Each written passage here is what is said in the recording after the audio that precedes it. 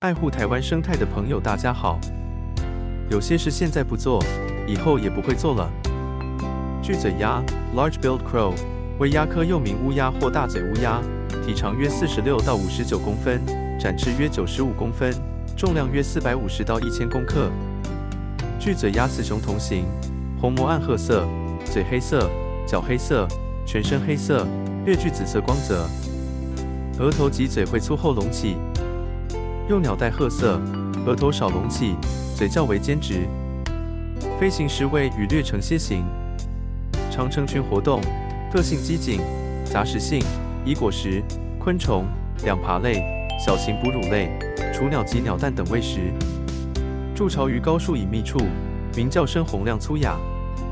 巨嘴鸭在台湾是普遍的留鸟，分布于平地至海拔2000公尺山区阔叶林，冬天会降迁至较低海拔。在阿里山公路、新中横公路、大雪山林道、塔塔加油气区、南部横贯公路都有机会和巨嘴鸭有缘来相会。